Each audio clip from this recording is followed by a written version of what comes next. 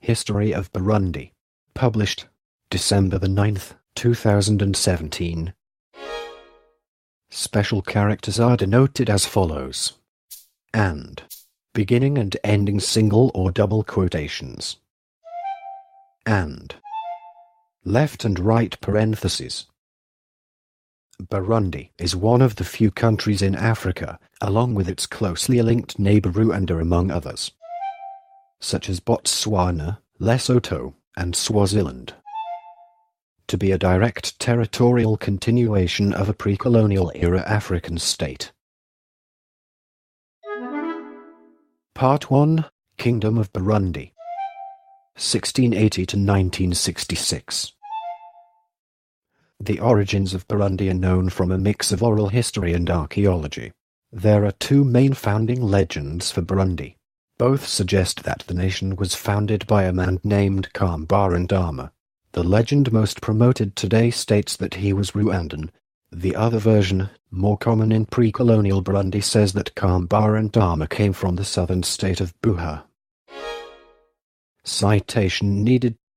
The first evidence of the Burundian state is from 16th century, where it emerged on the eastern foothills. Over the following centuries it expanded, annexing smaller neighbors and competing with Rwanda.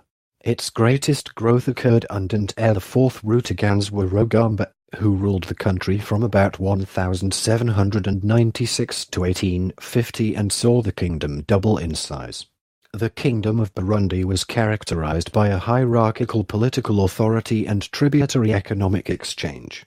The king, known as the Mwami, headed a princely aristocracy, Ganwa, which owned most of the land and required a tribute, or tax, from local farmers and herders. In the mid-18th century, this Tutsi royalty consolidated authority over land, production, and distribution with the development of the occupies, a patron-client relationship in which the populace received royal protection in exchange for tribute and land tenure. Part 1, Kingdom of Burundi, Chapter 1, European Contact, 1856. European explorers and missionaries made brief visits to the area as early as 1856, and they compared the organization of the Kingdom of Burundi with that of the Old Greek Empire. It was not until 1899 that Burundi became a part of German East Africa. Unlike the Rwandan monarchy, which decided to accept the German advances, the Burundian King Mwezi IV Gisabo opposed all European influence, refusing to wear European clothing and resisting the advance of European missionaries or administrators. Part 1, Kingdom of Burundi, Chapter 2, German East Africa, 1899 to 1916. The Germans used armed force and succeeded in doing great damage, but did not destroy the king's power. Eventually, they backed one of the king's sons-in-law Makonko in a revolt against Gisabo. Gisabo was eventually forced to concede and agreed to German suzerainty. The Germans then helped him suppress Makonko's revolt. The smaller kingdoms along the western shore of Lake Victoria were also attached to Burundi. Even after this, the foreign presence was minimal and the kings continued to rule much as before. The Europeans did, however, bring devastating diseases affecting both people and animals. Affecting the entire region, Burundi was especially hard hit. A great famine hit in 1905, with others striking the entire Great Lakes region in 1914, 1923 and 1944. Between 1905 and 1914, half the population of the Western Plains region died. Citation needed. Part 1, Kingdom of Burundi, Chapter 3, Belgian and United Nations Governance, 1916 to 1962. In 1916, Belgian troops conquered the area during the First World War. In 1923, the League of Nations mandated to Belgium the territory of Rwanda, encompassing modern-day Rwanda and Burundi, but stripping the Western kingdoms and giving them to British-administered Tanganyika. The Belgians administered the territory through indirect rule, building on the Tutsi-dominated aristocratic hierarchy. Following World War II, Rwanda became a United Nations Trust territory under Belgian administrative authority. The Trust Territory Guidelines required that the Trust territories be prepared for independence and majority rule, but it wasn't until the 10th of November 1959 that Belgium committed itself to political reform and legalized the emergence of competing political parties. On the 20th of January 1959, Burundi's ruler Mwamba IV requested Burundi's independence from Belgium and dissolution of the Rwanda Union.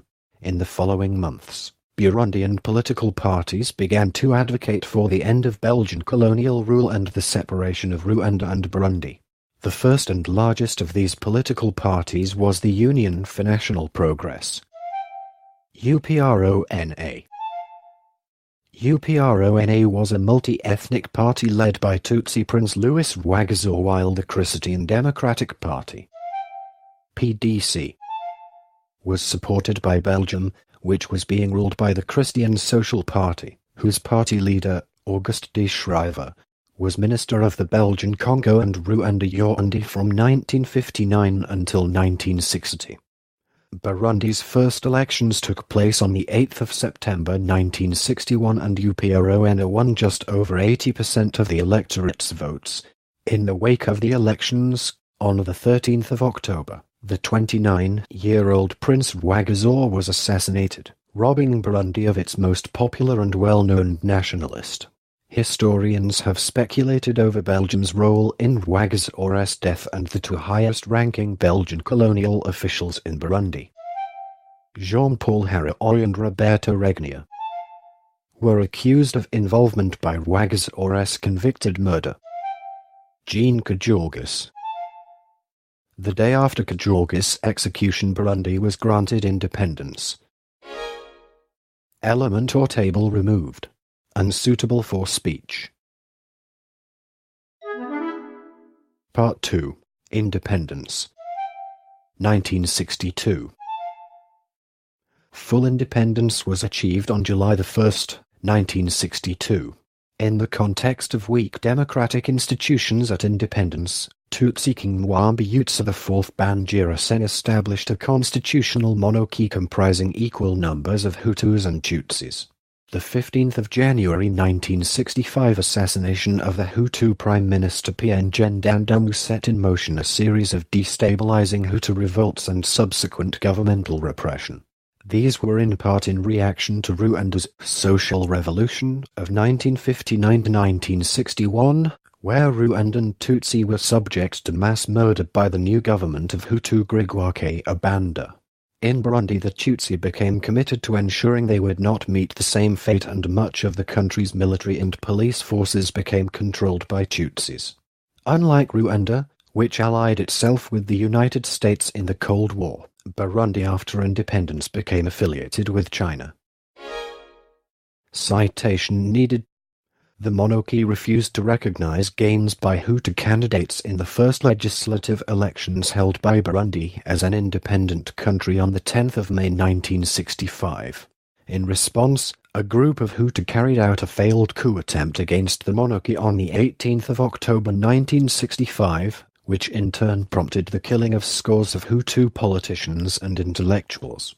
On the 8th of July 1966, King Mwamba IV was deposed by his son, Prince Ndevi, who himself was deposed by his Prime Minister Captain Michel Micombero on the 28th of November 1966. Micombero abolished the monarchy and declared a republic.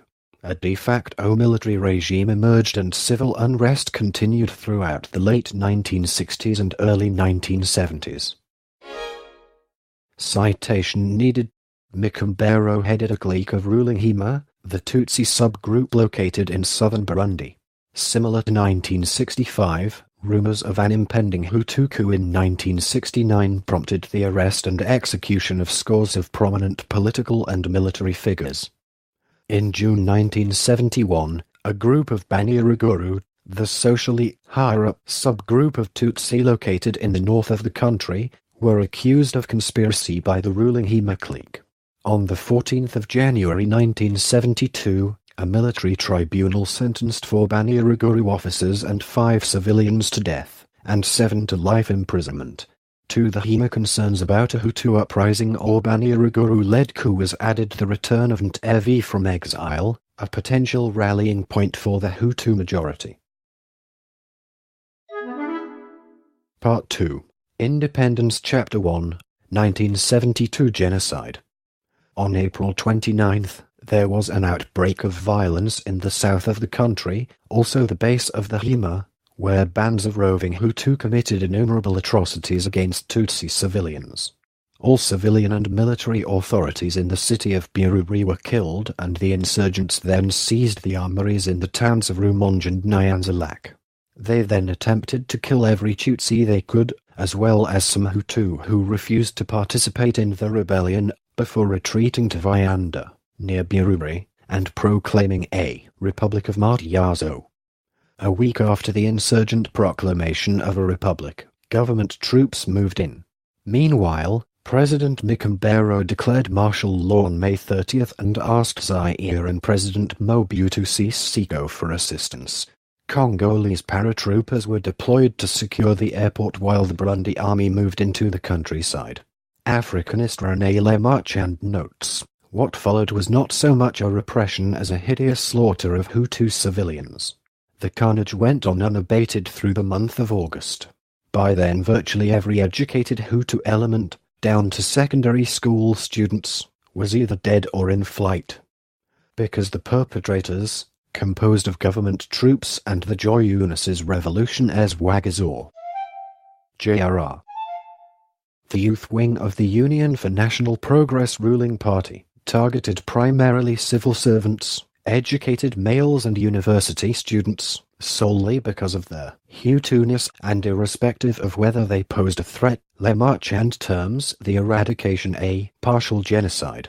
One of the first to be killed was deposed monarch Ntv in Gitega. As president, Nkurunziza became an advocate of African socialism and received support from the People's Republic of China. He imposed a staunch regime of law and order, sharply repressing Hutu militarism. From late April to September 1972, an estimated 200,000 to 300,000 Hutu were killed. About 300,000 people became refugees, with most fleeing to Tanzania. In an effort to attract sympathy from the United States, the Tutsi-dominated government accused the Hutu rebels of having communist leanings, although there is no credible evidence that this was actually the case. Citation needed. Lemarchand notes that, while crushing the rebellion was the first priority, the genocide was successful in a number of other objectives, ensuring the long-term stability of the Tutsi state by eliminating Hutu elites and potential elites, turning the army, police and gendarmerie into a Tutsi monopoly, denying the potential return of monarchy through the murder of Ntv, and creating a new legitimacy for the Hema-dominated state as protector of the country, especially for the previously fractious Tutsi Banyaruguru. Part 2. Independence Chapter 2. Post-1972 Genocide Developments. In 1976, Colonel Jean-Baptiste Bagaza took power in a bloodless coup. Although Bagaza led a Tutsi-dominated military regime, he encouraged land reform, electoral reform, and national reconciliation. In 1981, a new constitution was promulgated.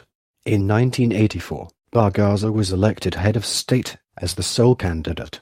After his election, Bagaza's human rights record deteriorated as he suppressed religious activities and detained political opposition members.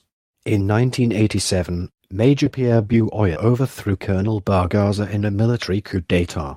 He dissolved opposition parties, suspended the 1981 constitution, and instituted his ruling Military Committee for National Salvation, CSMN.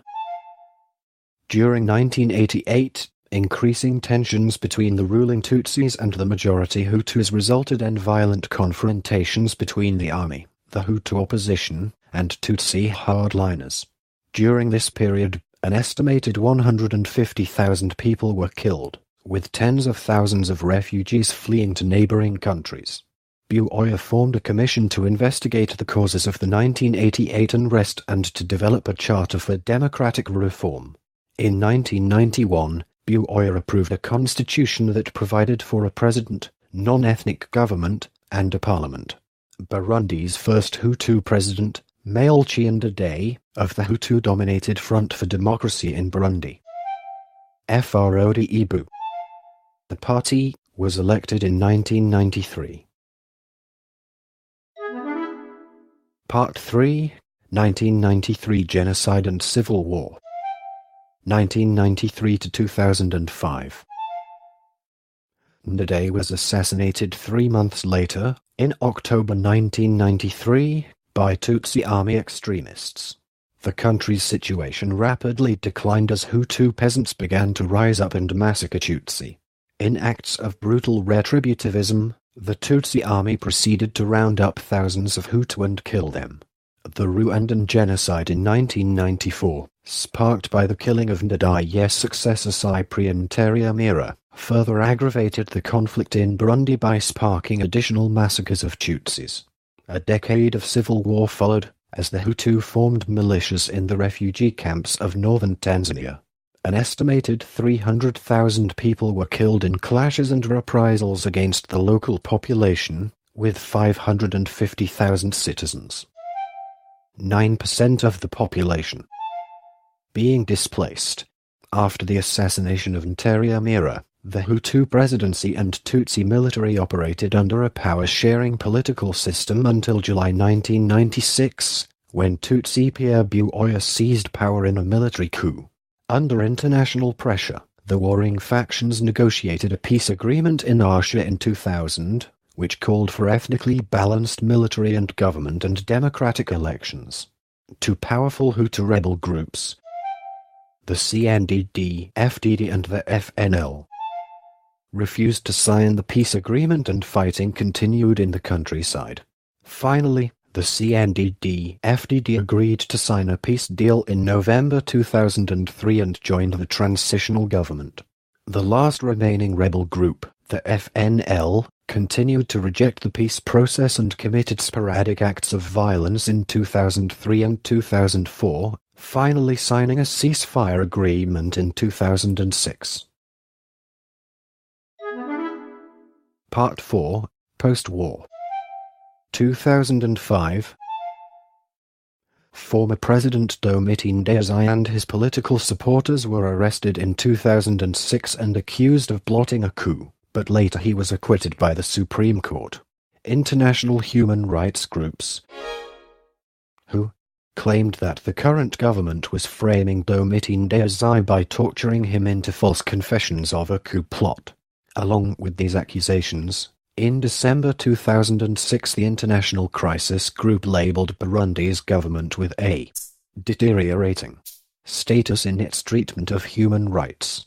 The organization reported that the government had arrested critics, muzzled the press, committed human rights abuses, and tightened its control over the economy, and that, unless it reversed this authoritarian course, it risked triggering violent unrest and losing the gains of peace process.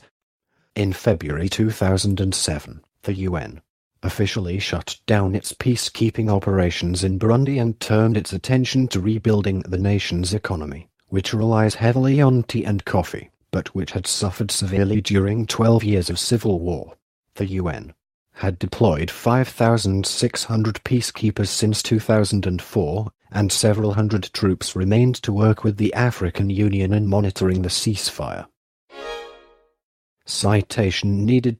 The UN donated $35 million to Burundi to work on infrastructure, to promote democratic practices, to rebuild the military, and to defend human rights. SOS Children, an NGO, uses H4 testing and prevention strategies, counseling, destigmatization, antiretroviral drugs and condoms to combat AIDS. Sample testing had shown that those who were H4 positive were 20% of the urban population and 6% of the rural population. Nevertheless, the death toll due to the syndrome has been devastating, The UN estimated 25,000 deaths in 2001 and Oxfam estimated 45,000 deaths in 2003. Reaching a stable compromise on post-transition power sharing was difficult. Although a post-transition constitution was approved in September 2004, it was approved over a boycott by the Tutsi parties. In addition, the Arusha peace agreement mandated that local and national elections be held before the ending of the transitional period on the 31st of October 2004, but transitional institutions were extended. On the 28th of February 2005, however, Burundians popularly approved a post-transitional constitution by national referendum, with elections set to take place throughout the summer of 2005. After local, parliamentary, and other elections in June and July, on the 19th of August 2005, the Good Governance Minister, Pierre Nkurunziza, became the first post-transitional president. He was re-elected in 2010 with more than 91% of the votes amidst an opposition boycott and sworn in for his second term on the 26th of August 2010. In April 2015, Nkurunziza announced that he would seek a third term in office. The opposition said that Nkurunziza's bid to extend his term was in defiance of the constitution, as it bars the president from running for a third term. However, Nkurunziza's allies said his first term did not count as he was appointed by parliament and not directly by the people. On April 26, police clashed with demonstrators protesting Nkurunziza's announcement that he would seek a third term in office. At least 6 people were killed in the first 2 days of ongoing protests. The government shut down multiple radio stations and arrested a prominent civil society leader, Pierre. UN General Secretary Ban Ki-moon said, in a statement, that he had dispatched his special envoy for the region, said Janet, to Burundi for talks with Nkurunziza. African Union Commission head Nkosazana Dlamini Zuma said she welcomed a decision by Burundi's Senate to ask the Constitutional Court to rule whether Nkurunziza could stand for re-election. More than 24,000 people fled Burundi in April, as tensions mounted ahead of presidential elections in June, the UN Refugee Agency said. On May 13, 2015, Burundi Army General Godefroid Niyombare, former head of Burundian intelligence, declared a coup via radio while Nkurunziza was abroad attending a summit in Tanzania with other African leaders. Niyombare had been fired by the president in February. Despite reports that gunshots had been heard and people were celebrating in the streets of the capital, government officials dismissed the threat and claimed to remain in control. Opposition groups announced on the 26th of June that they would boycott the election.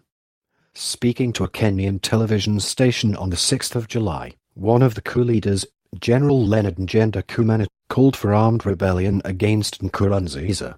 He said that his group was responsible for the grenade attacks and said that our intent is to intensify. Fighting was reported in northern Burundi on the 11th of July. The military said on the 13th of July that 31 rebels had been killed and 170 had been captured in those battles. It said that 6 of its own soldiers had also been wounded.